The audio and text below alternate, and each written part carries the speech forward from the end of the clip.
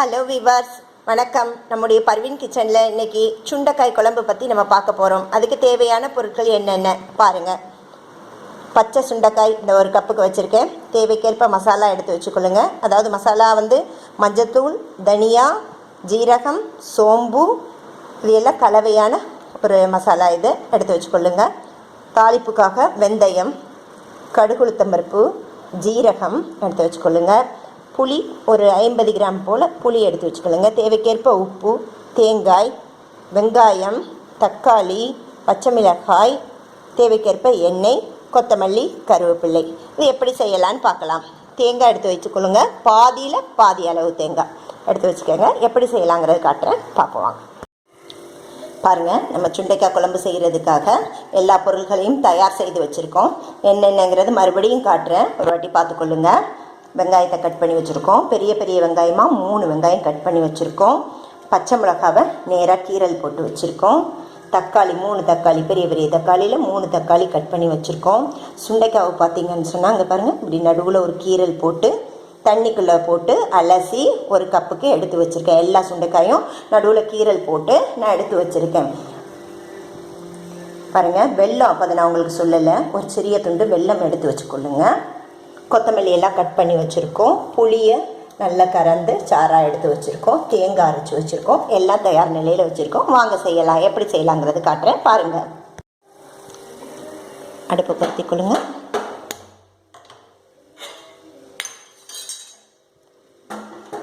ஒரு சிறிய அளவு கடாயை எடுத்து வச்சுக்கொள்ளுங்க.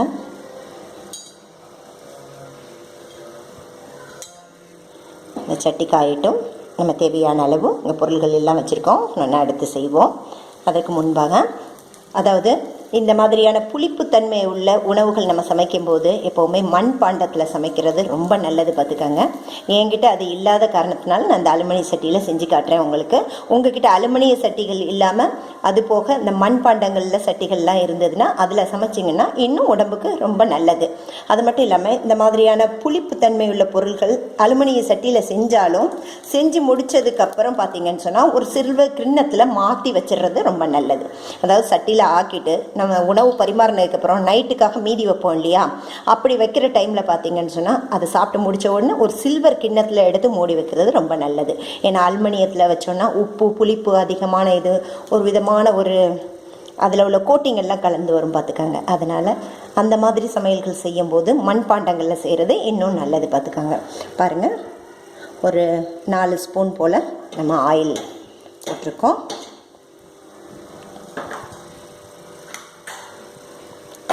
சட்டி நல்லா காய்ச்செடுத்து கட் பண்ணி வச்சுருக்க வெங்காயத்தை எல்லாம் போட்டுட்டோம்.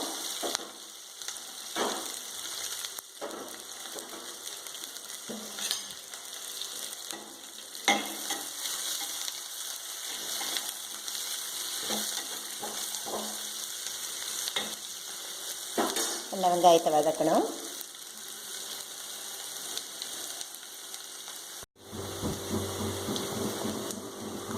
வெங்காயம் பாதி அளவு வதங்கிட்டு பாருங்கள்.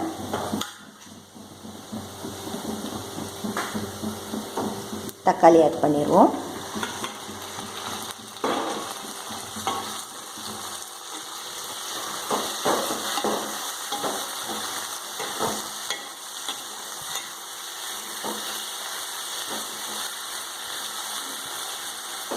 நல்ல பாத்திரத்தை மூடி போட்டு வச்சுருங்க. வெங்காயமும் தக்காளியும் கொஞ்சம் வதங்கட்டும். ஒரு நிமிஷம் கொஞ்சம் அடுப்பை மிதமான தீயில வச்சு கொஞ்சம் 1 நிமிஷம் மூடி வைங்க. நல்லா வெங்காயம் தக்காளி வதங்கிருச்சு, ஓரளவுக்கு வதங்கிடுச்சு. இதில் பாதி வெங்காயம் தக்காளியை எடுத்து ஒரு பிளேட்டில் வச்சுருவோம், ஆற வச்சுருவோம். பாதி வெங்காயம் தக்காளி மட்டும் இதில் இருக்கட்டும். காரணம் என்னன்னு சொன்னால், அந்த பாதி வெங்காயம் தக்காளியை மிக்சி ஜாரில் போட்டு கொஞ்சம் அரை குறையாக கொருன்னு அரைச்சி எடுத்துக்கொள்ளணும். பாருங்கள், பாதி வெங்காயம் தக்காளியை நம்ம வதக்கிட்டு இருக்கோம். பாதியை இங்கே பிளேட்டில் எடுத்து ஆற வச்சுருக்கோம். இது கொஞ்சம் ஆறினோடனே மிக்சியில் போட்டு கொஞ்சம் அரை குறையாக அரைச்சி வைக்கணும். அது வரைக்கும் அது ஆறட்டும். அது வரைக்கும் நம்ம இந்த சுண்டைக்காய் எடுத்து இதில் போட்டுடலாம். இதை கழுவி வச்சுருக்கோம். இப்போ உடனே நம்ம சமைக்கிறதா இருந்தால் தண்ணியில் கட் பண்ணி போட்டுடலாம். காரணம் என்னன்னு சொன்னால், கத்திரிக்காய் எப்படி வெட்டினா அந்த தண்ணி கலர் மாறுமோ, அந்த மாதிரி சுண்டைக்காயை வெட்டும் போது பார்த்திங்கன்னு சொன்னால் அந்த மாதிரி தண்ணி கலர் கொஞ்சம் மாறும். பார்த்துக்காங்க. அதனால் உடனே சமைக்கிறதா இருந்தால் தண்ணியில் போட்டு வெட்டி வைங்க. இல்லை வெட்டி வச்சுட்டு எல்லாம் சமையலுக்கு எல்லாம் ரெடி பண்ணிவிட்டு ஒரு துணி துவைச்சிட்டு வேறு ஏதேனும் வேலைகள் முடிச்சுட்டு வந்து சமைக்கிறதாக இருந்தால் அந்த சுண்டைக்காய் வெட்டுறதை வந்து நீங்கள் ஒரு கொஞ்சம் மோர் கலந்துட்ட தண்ணியில் நீங்கள் போட்டு வச்சிங்கன்னு சொன்னால் கத்திரிக்காய் மாதிரி இது கருத்து போகாமல் நல்லா அப்படியே ஃப்ரெஷ்ஷாக அழகாக இருக்கும். நம்ம இப்போ வெட்டுன மாதிரி இருக்கும். இல்லை உடனே சமைக்கிறவங்க தண்ணியில் போட்டு அதை க்ளீன் பண்ணிக்கலாம். இல்லை கொஞ்சம் லேட்டாக சமைக்கிறவங்க வந்து அந்த மாதிரி மோரில் கட் பண்ணி போட்டுக்கிட்டிங்கன்னா இன்னும் நல்லாயிருக்கும், உங்களுக்கு ஃப்ரெஷ்ஷாகவே இருக்கும். உடனே வெட்டி சமைக்கிற மாதிரியான ஒரு தன்மையில் இருக்கும் அது. இது அப்படி ஆஃப் சிம்மில் வச்சு இது வேகட்டும் கொஞ்சம். அப்படியே நம்ம அதுக்குள்ளே இந்த வெங்காயம் தக்காளியும் மிக்சியில் போட்டு கொஞ்சம் ஓட்டிக்கலாம். நல்லா வதங்கிடுச்சு. இதில் நம்ம கீரி வச்சுருந்த இந்த பச்சை மிளகாய் தூக்கி போட்டுருவோம். அதோட கொஞ்சம் உப்பு சேர்த்துக்கொள்வோம்.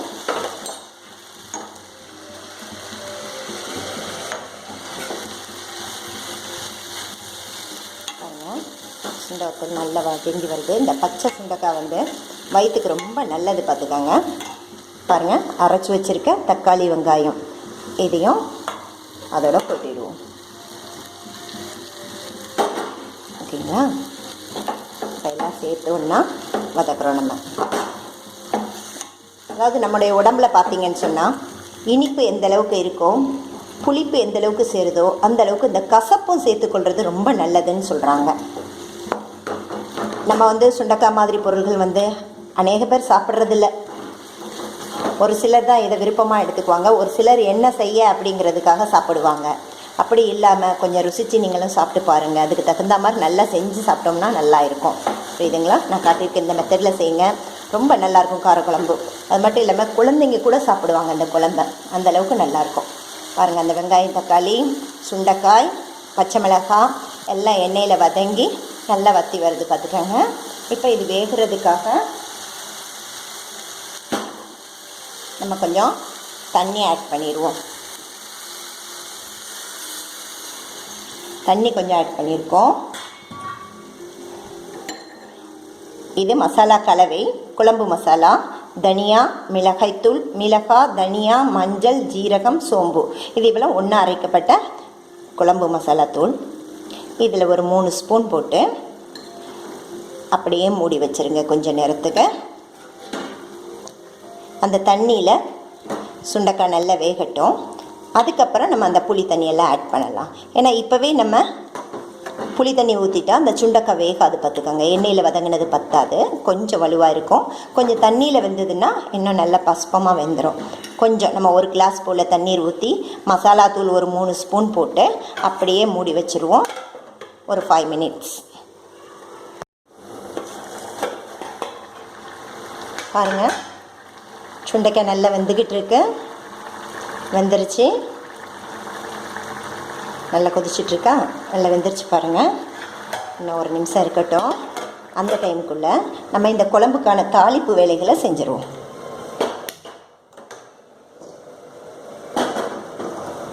பாருங்கள், கடாய் அடுப்பில் வச்சுட்டோம். கடாய் நல்லா காயிட்டோம். தேவைக்கேற்ப எண்ணெய் ஊற்றிக்கொள்ளுங்க. நம்ம இங்கே அதுக்கான தேவையான பொருள்கள் எல்லாம் எடுத்து வச்சுருக்கோம். தாளிப்புக்கான வெங்காயம் வெட்டி வச்சுருக்கேன். கடுகு உளுத்தம் பருப்பெல்லாம் இருக்குது. வாங்கப்பா, குழம்பு வெந்துக்கிட்டு இருக்க அந்த நேரத்தில் நம்ம இந்த கடுகு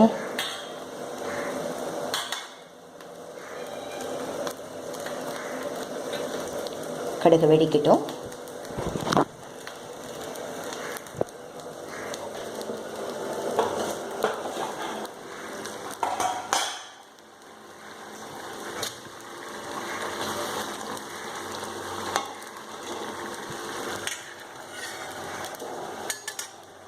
பாருங்கள், நல்லா வெந்துட்டு.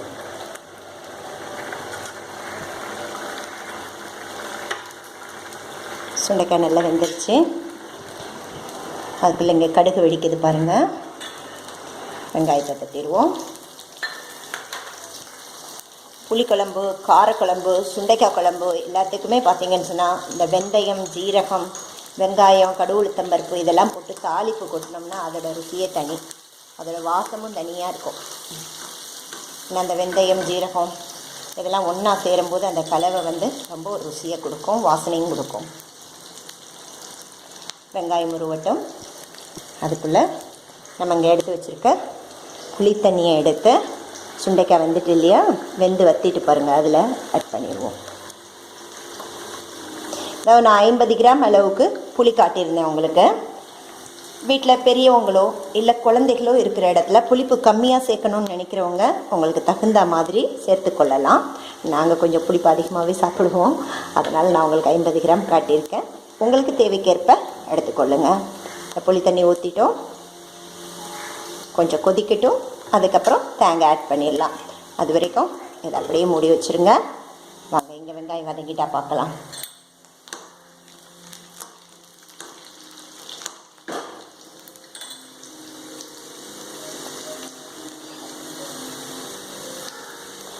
குடலுக்கு ரொம்ப நல்லது. அந்த கசப்பு தன்மையான அந்த சுண்டைக்காய் குடலுக்கு ரொம்ப நல்லது. குழந்தைகளுக்கு வயிற்றில் பூச்சி இருக்கிற குழந்தைகளுக்கெல்லாம் இது ரொம்ப நல்லது. எந்த அளவுக்கு இந்த பச்சை சுண்டைக்காய் நீங்கள் சமையலில் சேர்த்துக்கிறீங்களோ அந்த அளவுக்கு உடம்புக்கு நன்மை பார்த்துக்காங்க. கொஞ்சம் முருவிரிச்சு வெங்காயம் வெந்தயத்தை ஆட் பண்ணிடுங்க.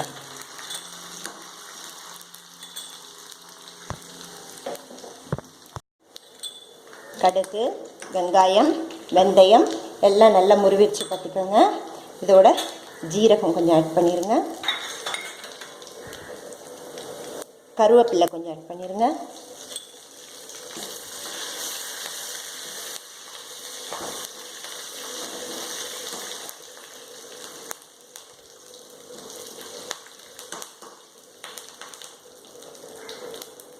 ஜீரகம், வெந்தயம் எல்லாம் போட்டு தாளிப்பு ரெடி ஆகிட்டு அடுப்பை ஆஃப் பண்ணி வச்சுருவோம்.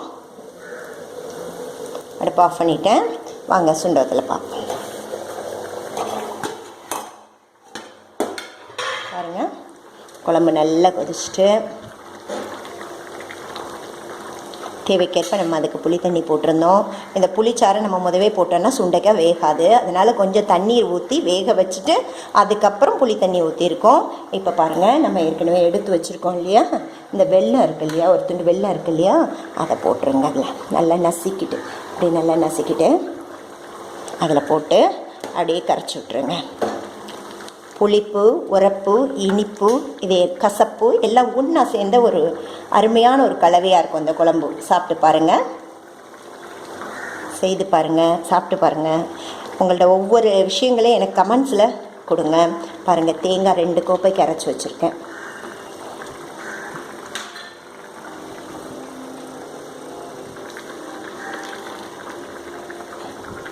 நான் பாதி மூடி தேங்காய் அரைச்சிருக்கேன். உங்களுக்கு தேவையான அளவு குறைஞ்சபட்சம் 2 பத்தை தேங்காய் போட்டாகணும்.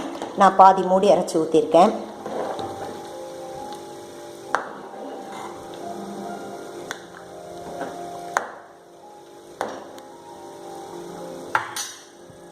கொஞ்சம் கொதி வரணும், அது வரைக்கும் கொஞ்சம் வெயிட் பண்ணுவோம். நல்லா வெந்தி கொதிச்சிருச்சு. சுண்டைக்காய் குழம்பு ரெடி. இப்போ நம்ம அடுப்பு ஆஃப் பண்ண போகிறோம். அடுப்பு ஆஃப் பண்ணிவிட்டேன். சுண்டைக்காய் குழம்பு ரெடி ஆகிட்டு நம்ம அதை ஏற்கனவே தாளிப்பு செய்து வச்சுருக்கோம் இல்லையா, அதை எடுத்து இந்த குழம்புல அப்படி மேலோட்டமாக ஊற்றிடுங்க. ஊற்றிட்டு நம்ம கொத்தமல்லி ஏற்கனவே நறுக்கி வச்சுருக்கோம் இல்லையா, கொத்தமல்லியில் அந்த கொத்தமல்லியை எடுத்து மேலே அப்படி தூவி விட்டுருங்க.